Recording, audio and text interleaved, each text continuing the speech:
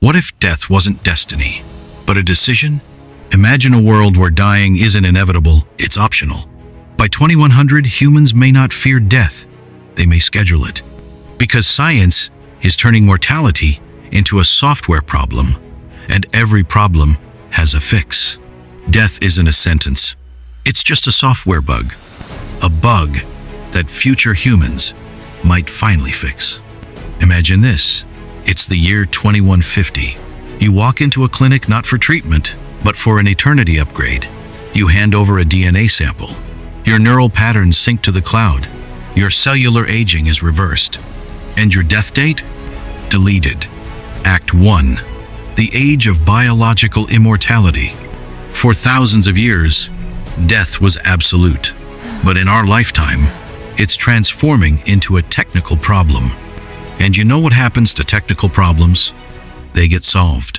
Right now, scientists are pushing the boundaries of biological time. In 2023, Harvard researchers reversed the aging of human cells. In 2024, gene-editing CRISPR tech repaired DNA mutations inside living organisms. By 2030, nanobots are expected to swim through our bloodstreams targeting disease, repairing tissue, and even rebuilding telomeres, the biological clocks that decide when we die. This isn't science fiction anymore. It's biohacking the human expiration date. Act 2. Digital immortality is coming. But there's more than one way to live forever. Right now, AI labs are building something extraordinary: neural emulation systems, mapping every memory, every emotion, every decision pattern in your brain.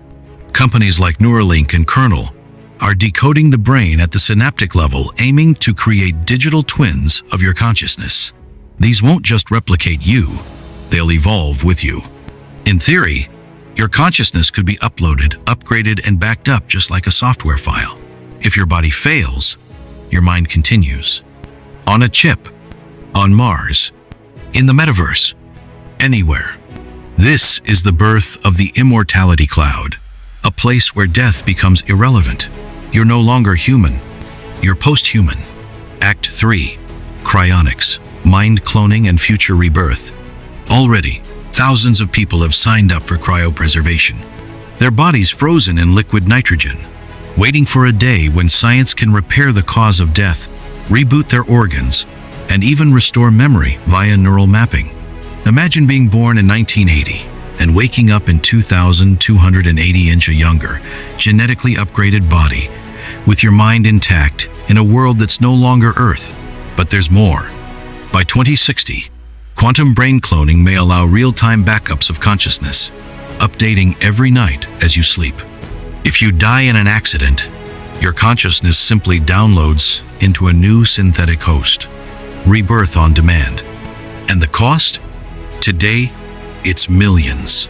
Tomorrow, like owning a smartphone. Act 4. Ethical dilemmas of immortality. But if we delete death, what happens to life? Do relationships still matter when no one is afraid of loss? Would love still feel urgent? What happens when the rich can live forever and the poor still decay? We may face an era of class-based immortality where some become gods and others are stuck with the original curse of biology. And there's another dark side. If your digital self lives forever, who owns it? What if your consciousness is hacked, cloned, or imprisoned in code? Could your mind be trapped in a loop, used for labor or surveillance? When death ends, new nightmares begin. Act 5. The final question. Yet the possibilities are irresistible. We've hacked atoms, genes, even intelligence. Now we stare down the last frontier, death itself.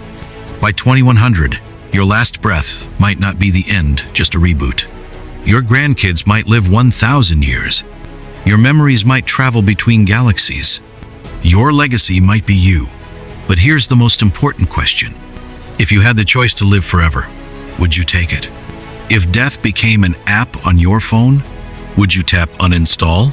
Because in the future, death might not come for us. We may come for it.